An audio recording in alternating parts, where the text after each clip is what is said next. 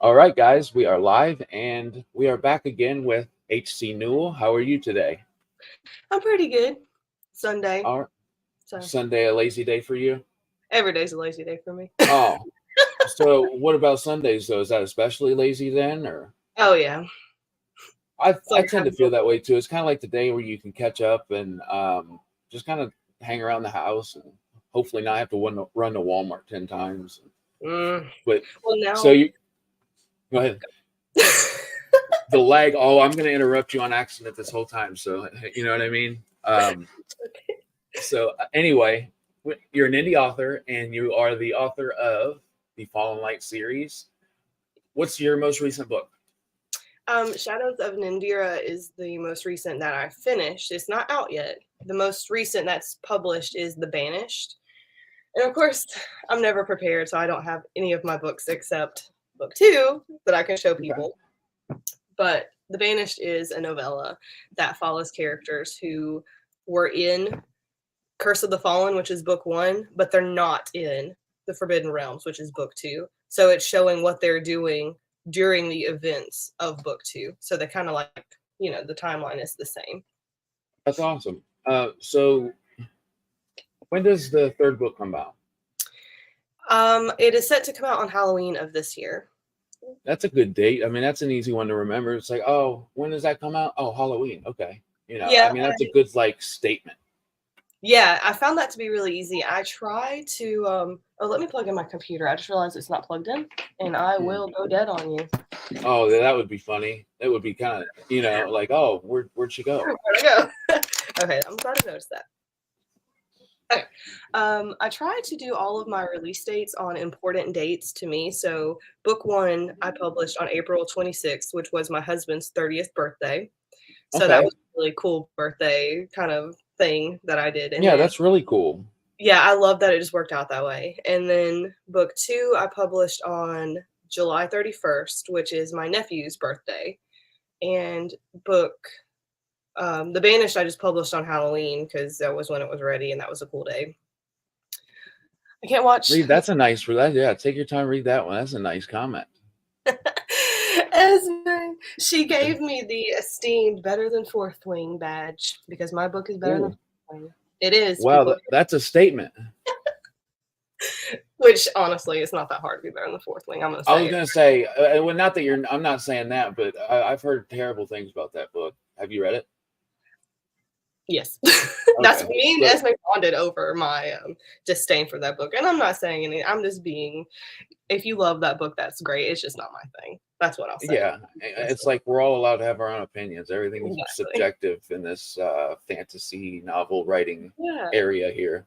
I did not like it, so me and Esme bonded over my dislike of that book because she loves it. She gave it 5 stars, and she gave my book 4 stars, and I'm still mad about it. She told on you. She said you DNF'd it. I did. She didn't force me, but me and her, like I said, we started talking. I talk a lot, so I was like talking her ear off. Derek Gorney says, "Beard, I want to just call you Coach Beard. I like that. Thank you. I appreciate that." Derek, don't interrupt me. Uh-oh. Me and Derek, he invited me to his podcast, so I can jab at him a bit. John Palladino stopping in and saying hello. Thank you, buddy. As you well know, I just finished your book and I'm getting ready to do a review on it. Hey. So good. It was such a good book. Everybody should go read that. Trials of Ashton. Yes. That was perfect. Right here on my desk. I'm not going to say if I read it or not. But yeah. It's on my desk. If you haven't, you should. It's great. So your series, The Fallen Light, what would you classify that? Like, what subgenre would you classify that series in? It kind of dips into both epic and dark fantasy. A lot of people compare it to Tolkien in just how deep the world building is, and the races that I have, and how it's this big grand scheme of light versus dark, and the big journey that people have to take because my characters travel throughout the whole continent throughout the book. So every book is going to be in a different place, except 3 and 4 are both in the forest. But it's very dark.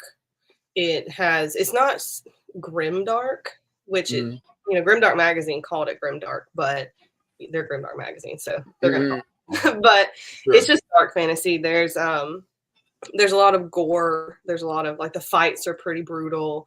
The injuries are, like graphic, just like how I described them, and there's also just this overlying sense of dread throughout the books, not hopelessness, but just kind of, you know, there's people that are chasing the main character and she wants to free herself and she never thinks that she will, but she's determined to do it anyway. And then there's loss and there's, they don't want to lose people. It's just things like that. So there's like So this.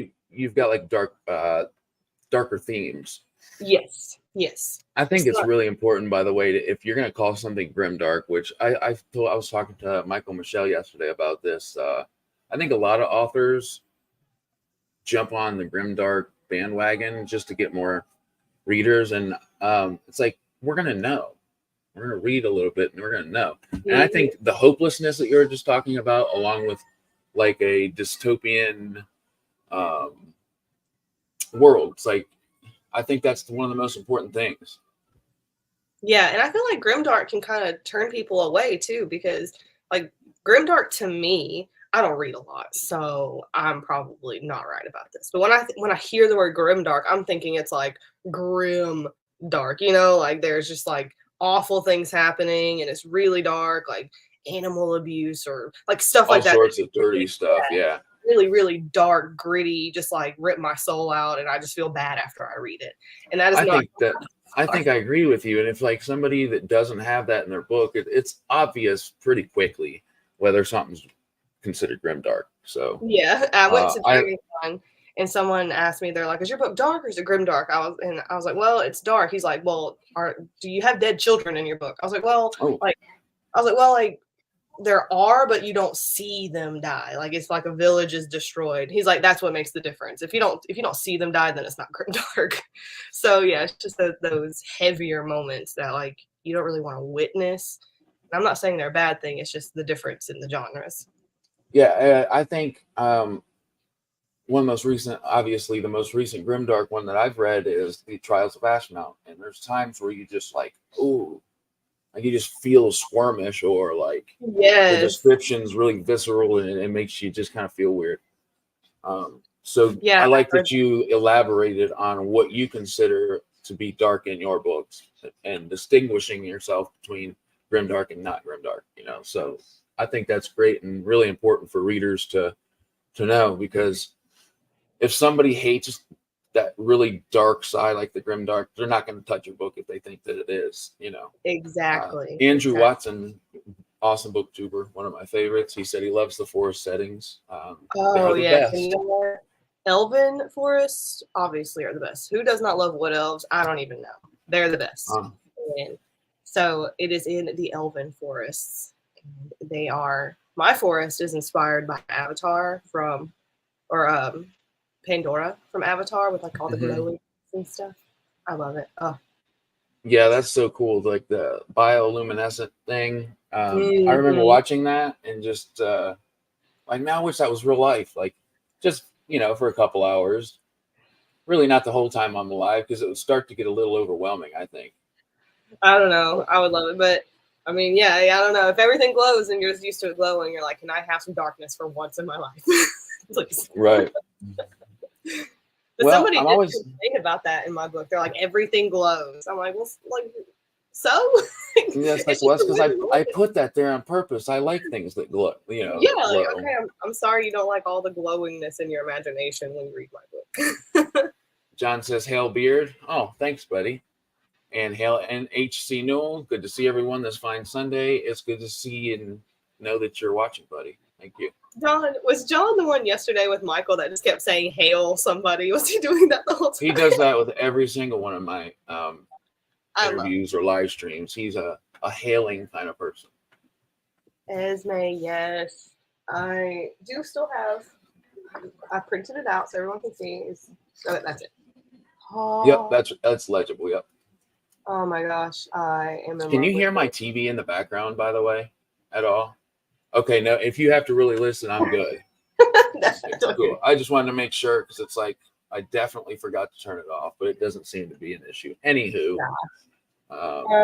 Yes, I absolutely love it. And of course, as everyone knows, we'll be doing a poster giveaway of the full spread. And of course, I never come prepared, so I don't have it to show you, but it was gorgeous. I'm so excited. And I just sorry. I seen the oh no, you're good. I seen the post that you made with the image. It's a really cool image. And I like that there's no like just the lettering, the words, like you've taken the words off and it's no text. And it's so cool. I think whoever's gonna get that is gonna love it. So yes, because I know like for me, if I had a poster, I mean, obviously the words are good, but it would feel like an advertisement or something. So I didn't want it to feel like that. I wanted just the artwork to shine through. And I did get permission from my artist, of course.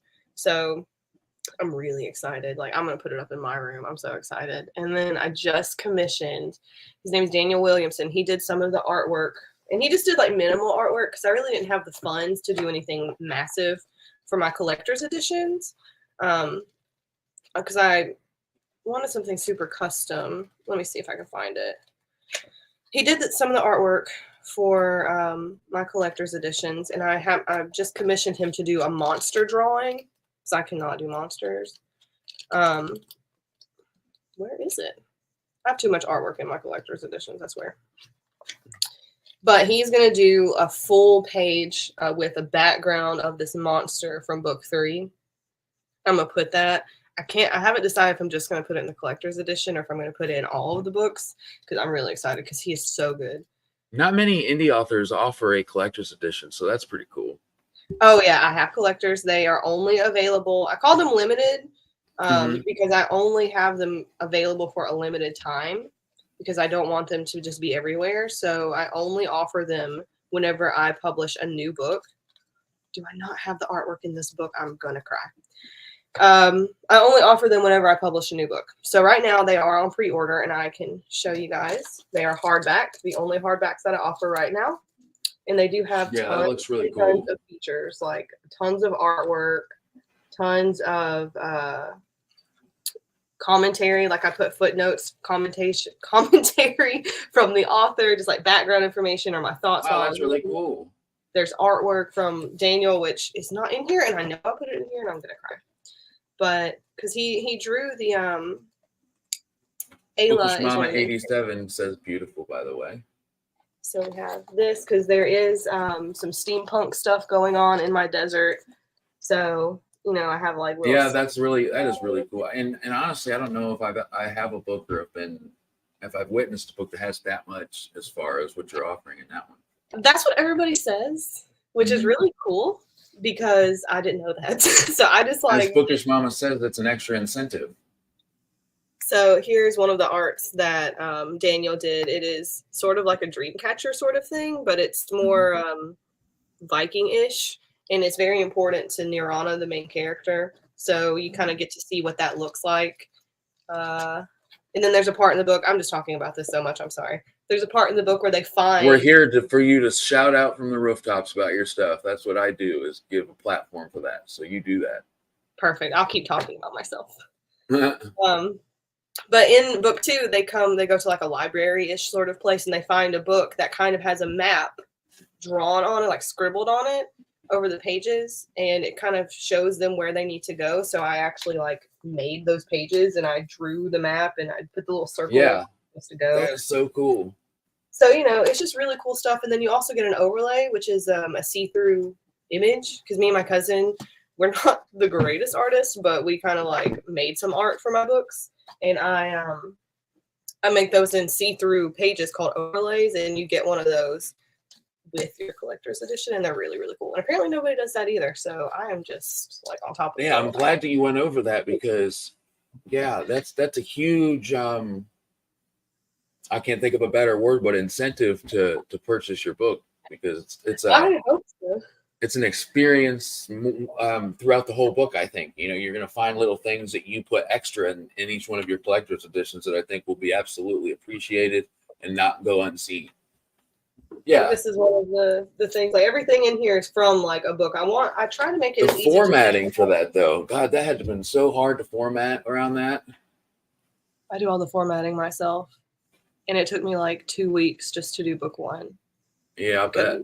I do it in Word. because I am so meticulous. I can't use vellum, and I know a lot of people do, but I'm so meticulous about the way that I need things to be that it has to be perfect, or I just can't do it. Like I tried to do not a table of contents, but it was something like that with the list. Like I have pronunciation guides and stuff, and Oh, in okay. vellum, like, all the words were like skewed, and you can't make them straight.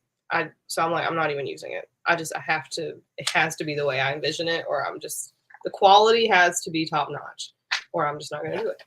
No, So, I think that earns a lot of respect, because if you're going to do something as big as write a book, especially 3 of them, taking that extra step to make it even more so what you want and more special, for you too. I mean, I'm sure that that's a special thing to see your books out in the wild, as they say, with crazy. all your extras that you've put in it. Yeah, it's pretty cool. Like here is I'm still just talking about this on Timothy says you're a genius.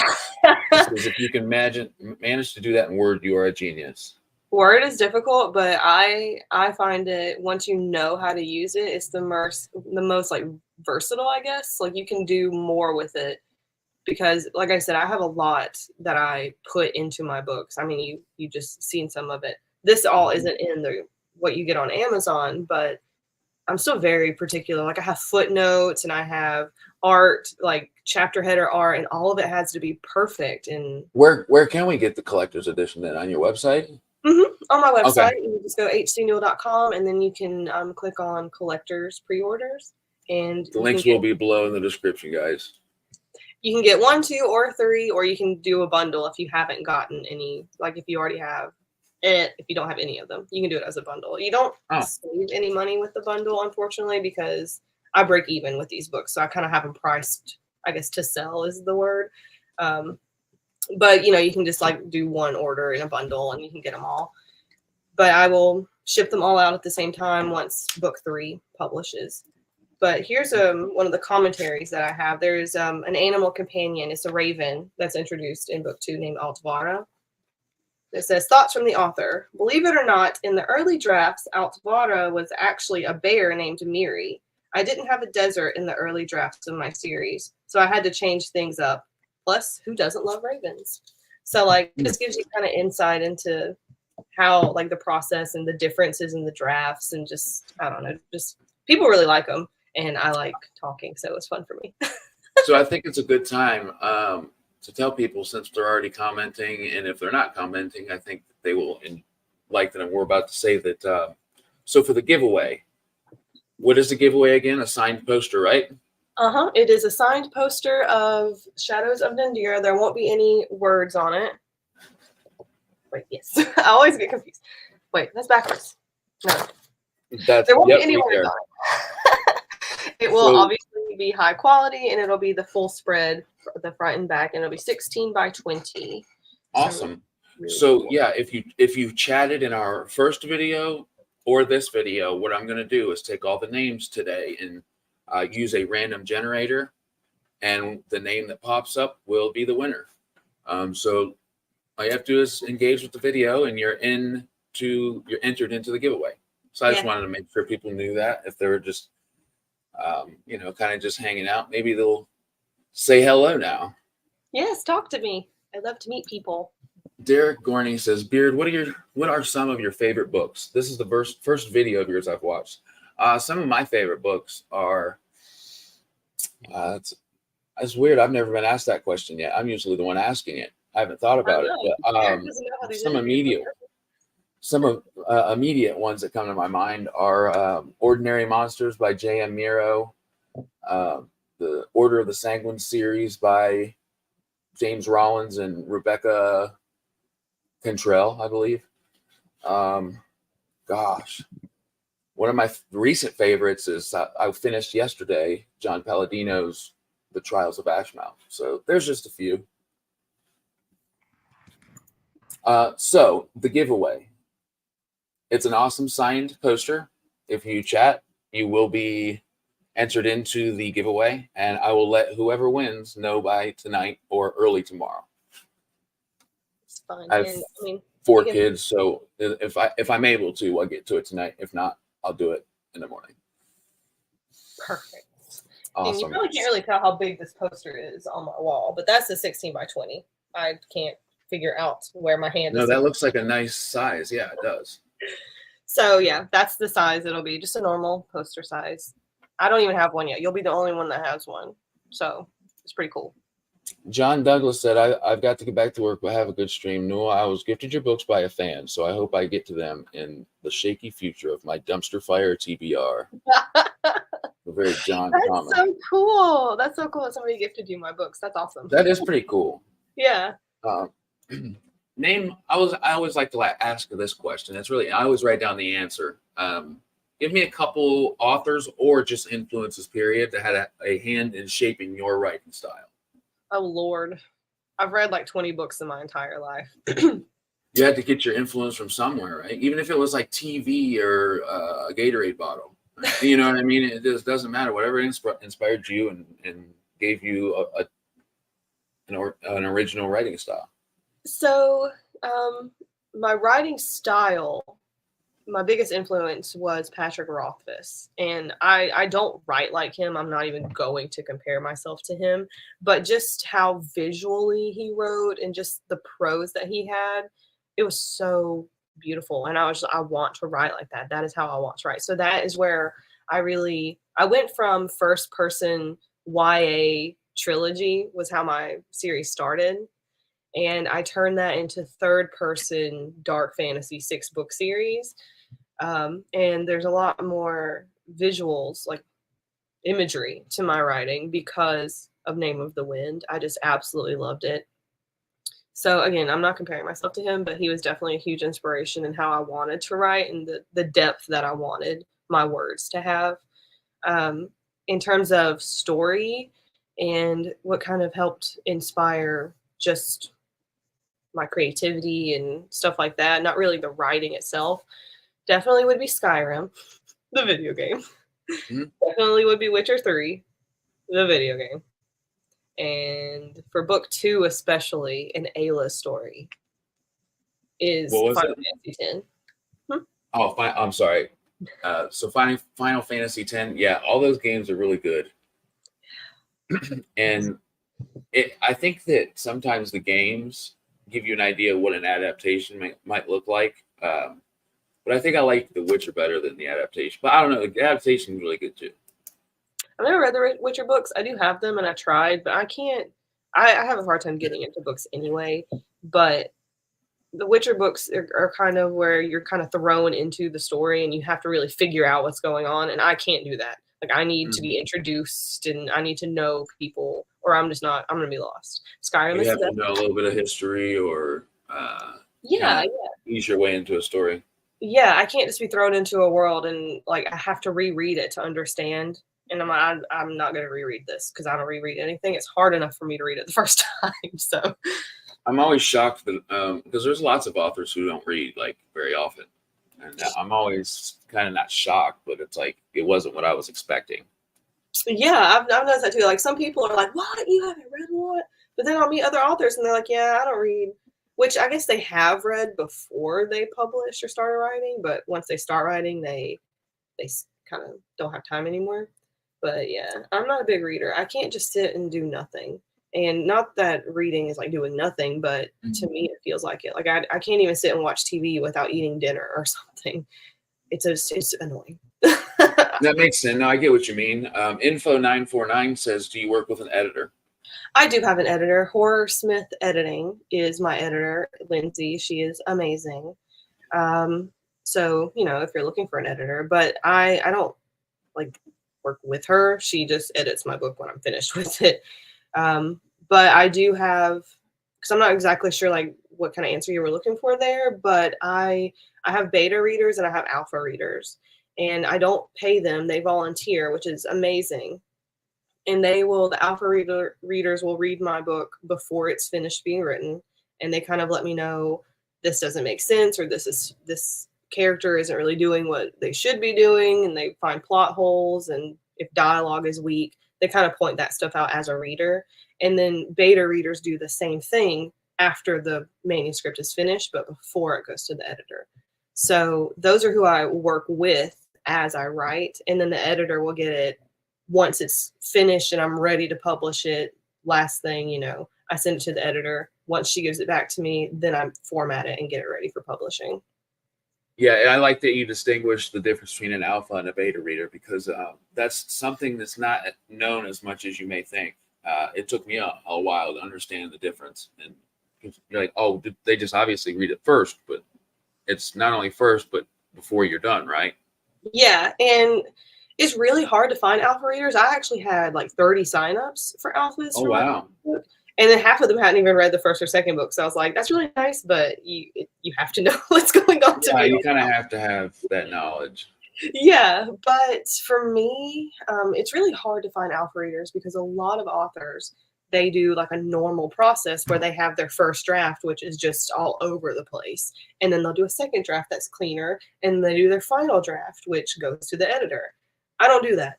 I write one draft, and if I decide things aren't working right, then I'll save it as a new file, and then I'll change, you know, I'll go the different direction. And if I don't like that direction, I go back to the original file that doesn't have that change. So things kind of change and morph as I write.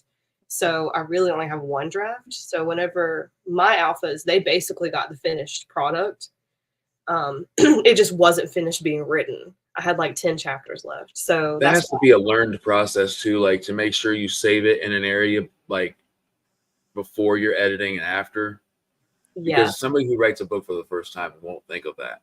No, and I don't delete anything. So if I decide that the story really isn't, because I outline everything before I write it. Otherwise, I'm Okay. gonna get writer's block and it's just gonna go all over the place. So that's my process. Is I will outline it in Word and I use bullet points and I just write in sentences. So it's not like a bullet point sentence, you know. And I get it all like detailed, and then once that way I have sort of a path to follow, because I hate rewriting. That's why I don't do first drafts and then rewrite it. Once I'm done writing my book, it is done. I'm not rewriting it again. So Sure. that's why I plot it out, and then once I start writing, I follow the outline as more of a roadmap to kind of keep me on track, but I kind of just let the story go wherever it needs to go as I write it, because it sort of just plays out like a movie in my head. And if I realize it's kind of taking a direction I don't like, or maybe I want to go a new direction, I save it as a new file. That way I don't mess up the file that I had. And if I decide that the new stuff I'm doing I don't like, but I still want to keep some of it, like I still have all of that there. So like I said, I don't like rewriting anything. And it Yeah. frustrates me if I like write something amazing and I have like, 3 or 4 paragraphs even of just like this really cool scene that I really like, but I want to use it again, and then I'll lose it and I have to rewrite it. It frustrates me so bad. So Oh, yeah, that seems like it would be frustrating. oh Hey, yeah. Joshua Scott Edwards did stop by. I wanted to say thank you so much, buddy. He says, hey, by the way. Thank you, man, Hey. for stopping in. Oh look, hold on. Let me see. Yep, it's still on there. Are y'all ready for this? Josh, you better watch. Oh my God, it went away. It went away. No, rewind. Just so you have some legitimacy here, when she opened it, the last interview or like the cover reveal discussion, your book was on there. Okay, let's do this again. Ready, Josh? Are you watching? Take 2. Yep. It's still there. That's so cool. I bet he loved that. Josh is my bro. Fist bump it. There you go. So when you're not when you're not writing, what does your life look like? You have hobbies or interests? I do. I mean, I get kind of lost because I'm not really writing right now, and I don't really know what to do with myself. So right now, I'm just trying to do more with my book, like trying to get into bookstores and learning SEO and just kind of like trying to take it to the next level, because I'm getting a lot of attention right now. So I'm trying to capitalize on that. That's awesome. Congrats. Yeah, thank you. It's been a long time coming. But aside from like writing and all this stuff, I like to play video games. I like to be outdoors. I like to hike. I like to play disc golf. I like to hang out with my husband and my nieces and nephews. That's awesome. So Yes, I wanted to say thank you so much for stopping in and thank you for the question. I honestly don't get very many questions from people commenting, so that was different. Thank you. Yep. So you family and you like disc golf. You know, me and my wife have talked about playing that. I'd have known about it for a while, but my wife just kind of learned about it, and it seems interesting. Yeah, it's free, so like, may as well. Yeah, right. I think it takes a lot of skill to get the frisbee though in one shot, or am I wrong? Does it kind of come quickly? I mean, if you know how to throw a frisbee, you'll be fine. But there is like a technique that you have to learn, and then there's putters and there's drivers and there's mid range. Oh, I didn't know that. Yeah, Okay, there's cool. different Because I like to really like real golf. That's fun, but I had no idea how it kind of compared to disc golf. I mean, it's kind of the same in just like the general aspect of how you play the game. You're just trying to get the disc into the basket in as little tries as possible. So that's kind of like where golf comes in. I'm not the greatest at it, but I'm okay. Like me and my husband play a lot. It's really fun. That does sound fun. I think that's the main point of it too. And it gets us outside and it's exercise. It takes us like an hour and a half to play like all 18 holes, so it's pretty fun. We'll finish each other's real golf. Yeah, I guess I'm considering disc golf not to be real, but it is. It's legitimate and it has its spot in our sports. Well, like real golf is golf. I knew what you meant. That's funny. I didn't even think of that. So, what's next for you? What can we expect next from H.C. Newell? Well, I plan to be famous. Okay. So everybody buy 10 copies of my books right now. Right this second. I'm hoping to get my books into bookstores. I actually met Travis Baldry, who wrote Legends and Law Tales. I met him at Dragon Con. And we talked for a while, and it was him, me, and Michael Michelle. Actually, we're all standing there talking, and we were asking him questions because he started out as indie as well. Mm-hmm. So I was like, "How did you get into bookstores? Like, did they contact you?" And he said they did, but he told us all of the steps that he took beforehand. So I'm going to try to implement those steps, which is, I mean, I'll share that with y'all because I'm sure there's some indies in here. What he said is that he started off with Ingram Spark and Bards and Books. I keep doing this. He's got a great booktube channel. I love watching his videos. Does. He's an intelligent dude. Yeah. Speaking of which, why aren't you on my channel, man? We need to do something. Ooh. I think a lot of the time it's like I'll send somebody a message like, hey, we need to do a collab. It's like, well, we have to follow up on that. And I often forget who I talk to, except I definitely did forget about Bards and Books. But it's like life kind of takes over and you forget the last person you said that to, and you end up saying it to 10 people. And then all of a sudden you get all those text messages back at once or something like on Instagram. So either way, Bards and Books, we need to do something soon. You're an intelligent guy and you make very good videos. I want to make sure I shouted that out.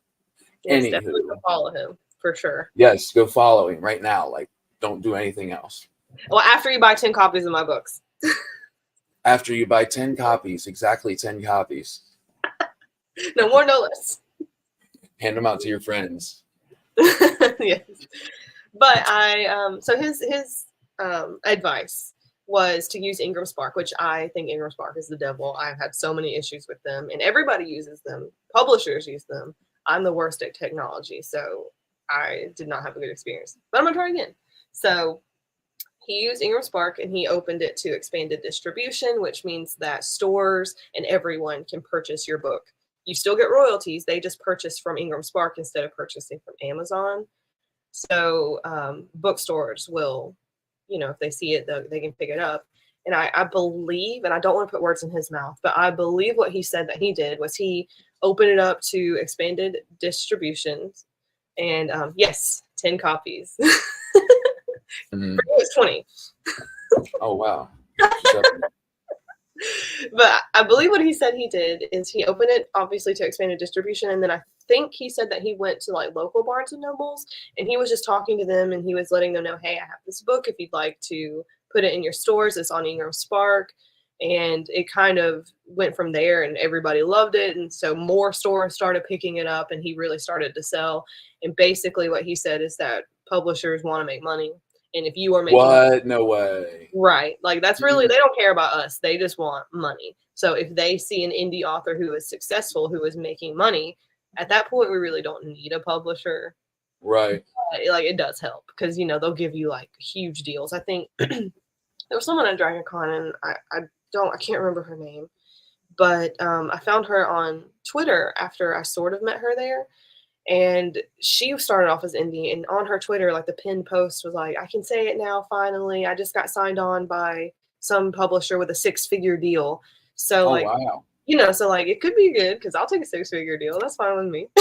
That sounds nice, but I've also recently heard some things that tarnished my image of traditionally publishing companies. Which sucks, man. But that just makes me even more happier that I'm doing what I'm doing with indie authors. But anyway, Yeah. sorry.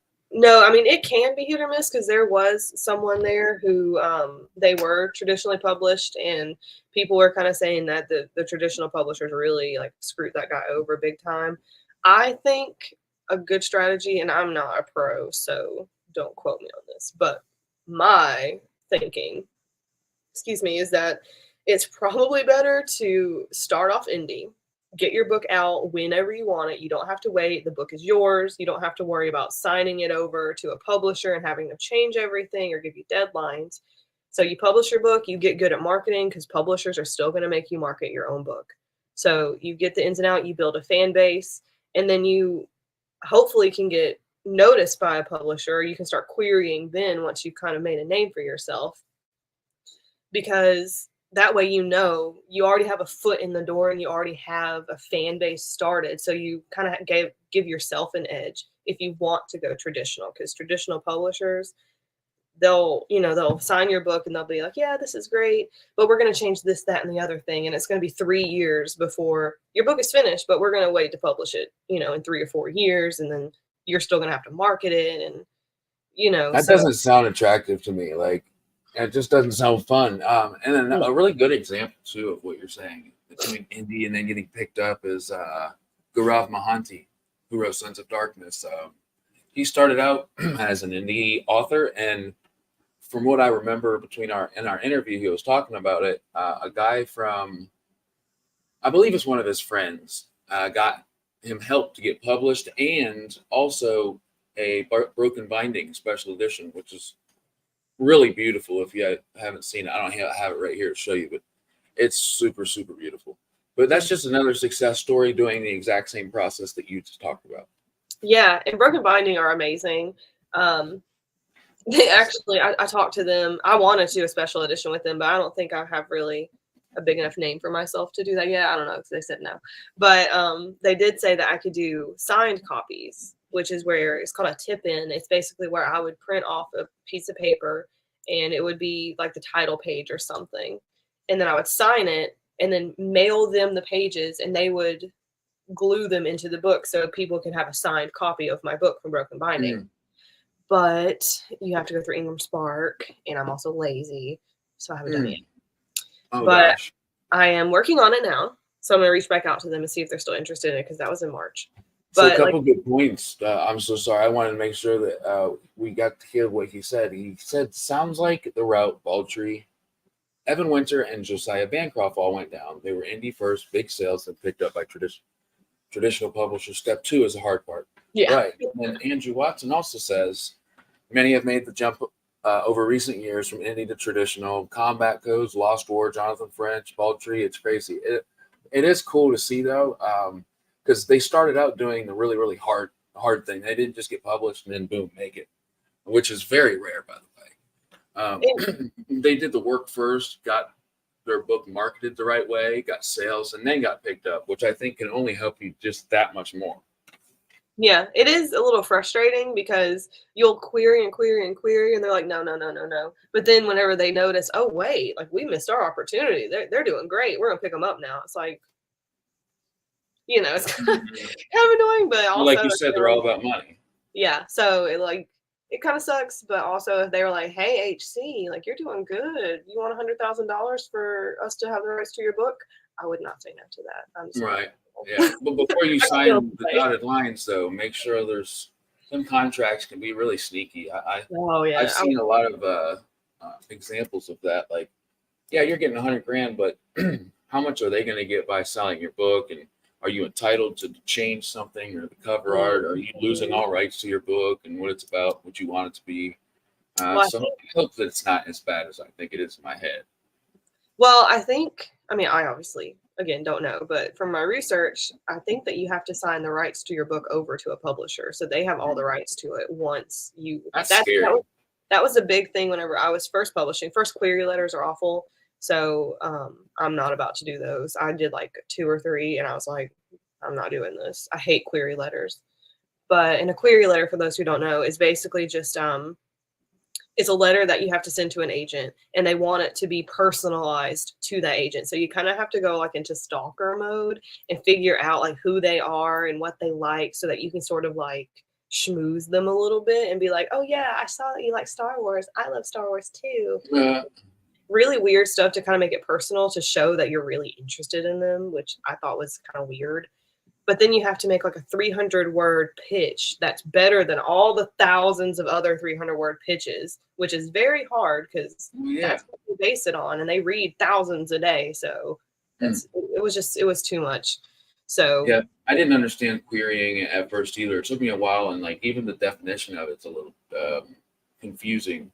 Yeah, it's kind of like if you want to say like a resume or maybe a cover letter or something, kind of like on those lines, but harder because you have to craft it for that individual agent. Finding agents is difficult anyway, because you can't just send to every agent. You have to send to the ones that would possibly pick you up, and then you have to personalize it and then do in the blurb. It's just, it sounds stressful. It does. It's just way too much. As an indie author, do you think it's I've heard of indie authors having agents too, but do you think that that's like something that's useful as much as, I don't know, is that a useful thing as an indie author? Do you need them as much? I mean, I don't know. I don't have one, so I can't really speak on that. I would think it would be really helpful because an agent isn't a publisher. An agent is a kind of like a representative. So I got demon babies and everything. Was Andrew, were you in the last one where we talked about how they thought that my book had demons? Yes, he was. Okay. I was like, does someone else really just bring up? I'm surprised he remembered that. Who just read that review? No, he was here the last one. Okay, that's what I thought. I was like, I didn't know why 2 people brought that up.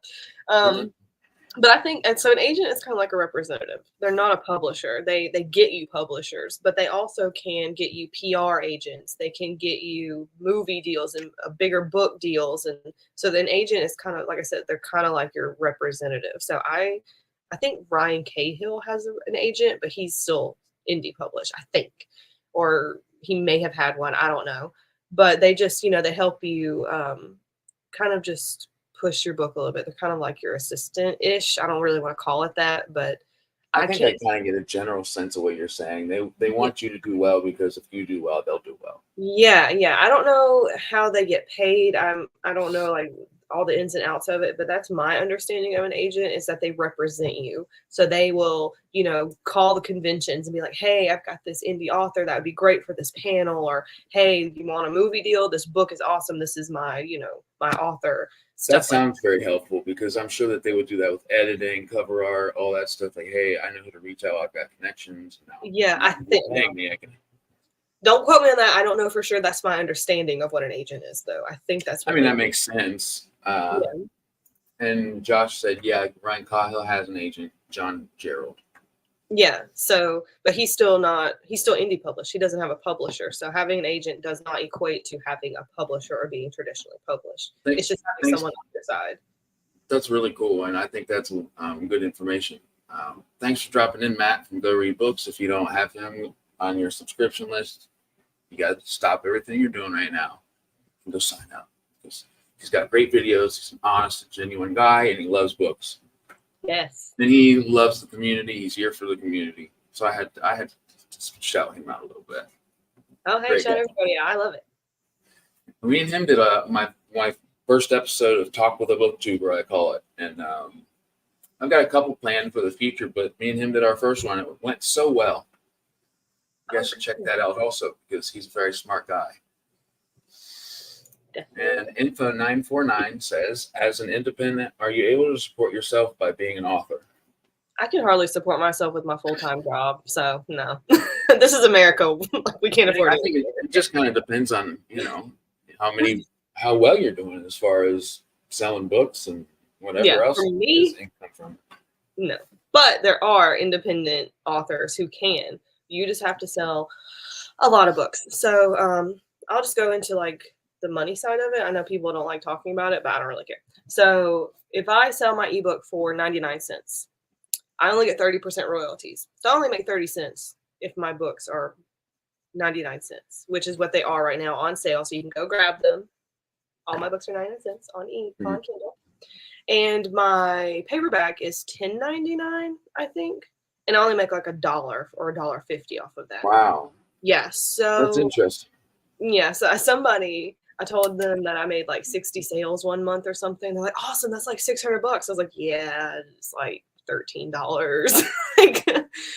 But so you do have to sell a lot of books, or you can just price them outrageously so your royalties get higher, because obviously it's a percentage based, and I don't want to say I'm not well known enough, but you have to be really popular for people to really want to pay a lot of money for your books. Which is why the process of what you guys are doing right now, you're marketing yourself, you're doing interviews, letting people know what you're about, what kind of work that you're doing. And that's all part of it. And I think that if you're striving and have the ambition to continue to do that, then you'll be successful.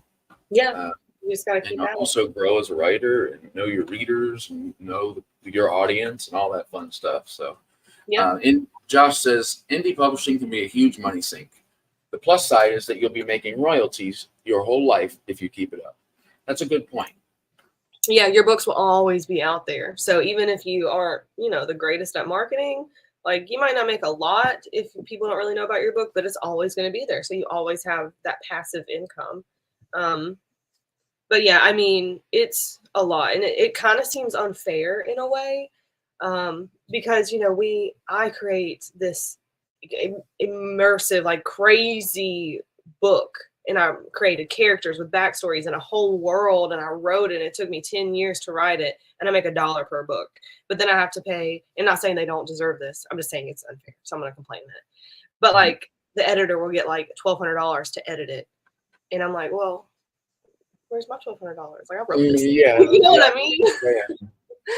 So like, I get what you're saying. That is a big chunk, but like you said, I think lifetime royalties, as long as you're doing well and just get better over time and just grow. I don't know much about it as far as being on your side, but from just as a reader, I'm glad that you guys at least have a say so in most of what you're doing as an indie author. So I think that's a really cool part of what you're doing. And sorry. No, go ahead.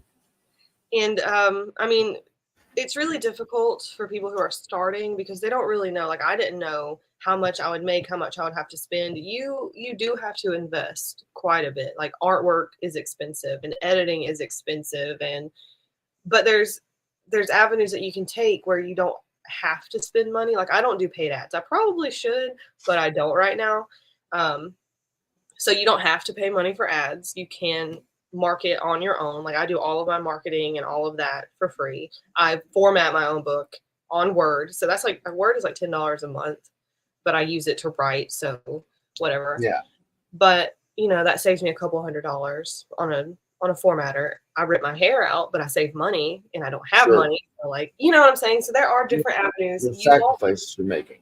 Yeah. You won't make a ton of money. Royalties are not very much, but when you're first publishing, what you need to focus on is getting your book in front of people, because the more they see it, the more likely they are to get it and to be interested in it. I mean, take Fourth Wing, for example. I'm going to bring that book back up. That book was everywhere. It was everywhere. And at first, like, I didn't care to read it, but you see it so much, you're just like, okay, what's going on with this? Like, why am I seeing it so much? So if you can do that with yourself and with your book, people will be more inclined to read it. And if it's a good quality book that's edited well, the cover isn't like engrossing, I guess, like those help because people do judge a book by its cover. But, just make sure you have like high quality stuff and just try to get in front of as many people as you can. So don't price it what you feel like you deserve to be paid, because obviously we want what we deserve, but that will come in time. Matt wants to know, as a reviewer, he often feels bad that people send him free ARCs, physical copies. What are your thoughts on sending physical ARCs versus e-ARCs? Good question.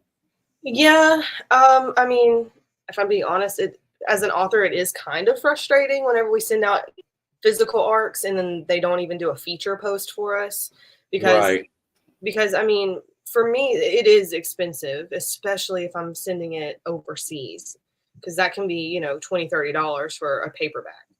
But I mean, I'm not angry. Like, I don't get frustrated with the person. It's just like a frustrating kind of experience because I spent $30 and I don't even get like a shout out. So yeah, that's not cool. For me, oh, I'm sorry. No, I was just saying that that's not cool. I think anybody who asks for a free copy of your book to give an honest review or just promotion should do that. Yeah.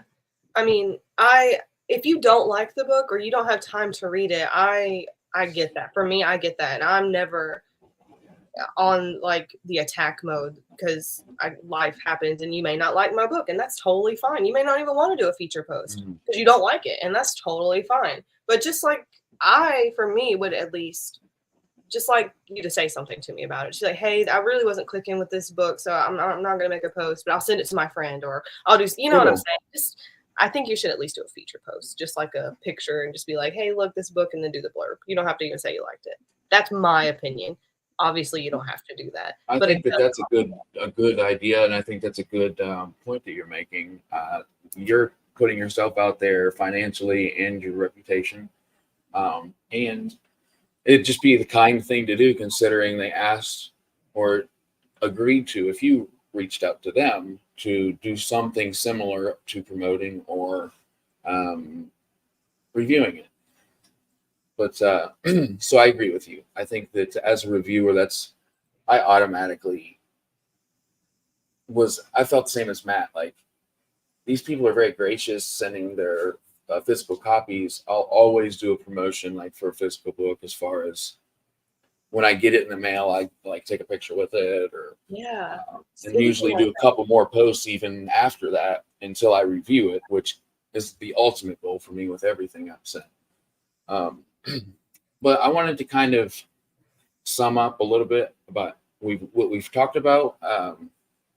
The giveaway. I did want to remind everybody that anybody who has chatted with our last video or this video will automatically be put into the list of names that will be randomly generating the winner. And you guys will probably know tonight. Yes, Shadows of Nindira is your brand new book. It's a dark fantasy. I'm excited to read and start. I haven't started your first book yet, but I'm excited to. I wanted to ask you if I'm sorry? You're on my list. Yep. So the winner will know tonight about the giveaway, and remind the people what you're giving away. I'm going to give away a signed 16x20 poster print of the full spread of the Shadows of Nindira cover. There will be no words or anything on it, so it'll just be the gorgeous picture. I posted a low-res image online, but it'll be high-res, don't worry. I can only ship, though, to the US, UK, EU, Australia, or Canada. So I think that's basically just kind of where Amazon ships. That's kind of the most affordable options for me. So if you're in any of those territories or areas, you should be able to. Yep. I will reach out to you personally tonight, most likely tonight, if not in the morning. And I will get your information, give you the email to give your information to Miss H.C. Newell, and you guys can go from there. So what day is your book coming out? Halloween. Okay. We can expect it to come out on Halloween, and that's the Shadows of Nindira. You can also get to pre-order the collector's editions. And where can they get those? They are amazing. They have tons of artwork. Like this on your website, right? HCNewell.com. You'll see where it says collector's edition. And that will be in the descriptions. The Fire Realm's got like fire burned pages. Like, it's pretty cool. So, and then all of my books on Kindle are 99 cents until November 1st. So if you want to grab them up, I am number 44 on the top 100 list on Amazon for fantasy. That's awesome. So Congrats. yes, so excited. I had 128 sales yesterday, y'all. I see your post. That's incredible. That's really good. Okay, I have to shout them out. I told them that I would, and I have to. The Fantasy Review on Twitter.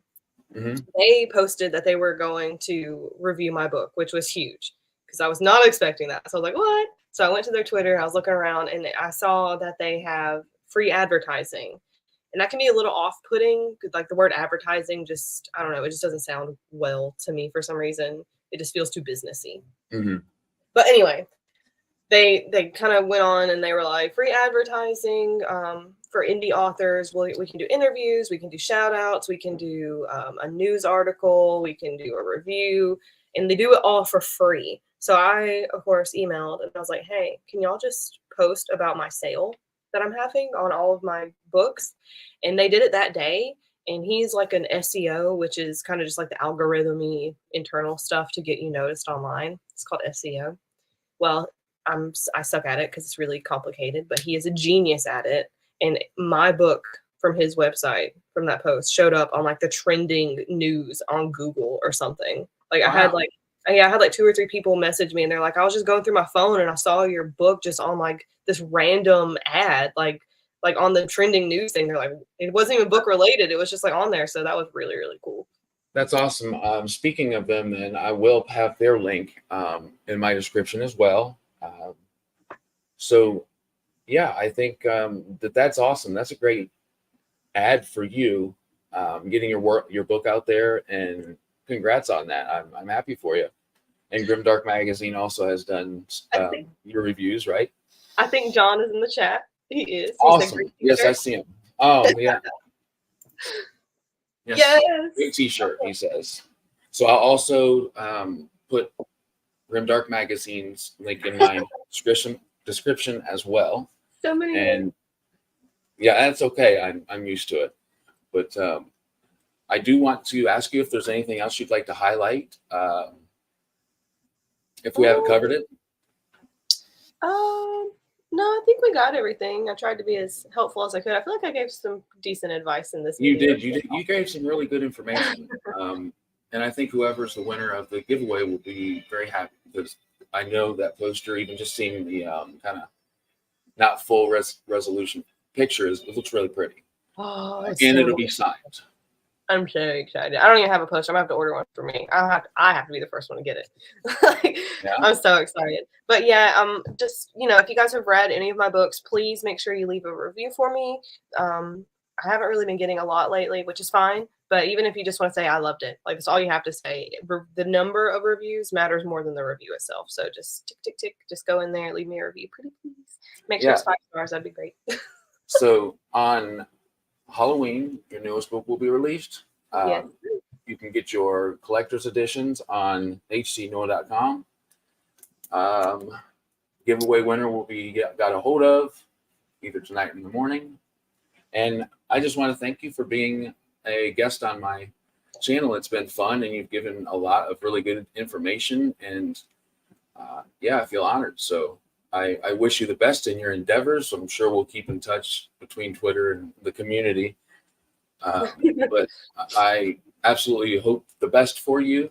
And yeah. Yeah, thank you so much for having me on again. This was a lot of fun, so we'll definitely have to do it again sometime. Absolutely. It was a great time. And all you guys that were chatting the whole time, it was very, very engaging. And it's so fun for me to host and kind of go back and forth. And these little side conversations that the chat brings into the interview, it's always so fun. So thank you to the people who are chatting, and thank you for tuning in to Beard of Darkness Book Reviews. And we will see you next time. You'll have a great day. Go review her books. Yes. Bye.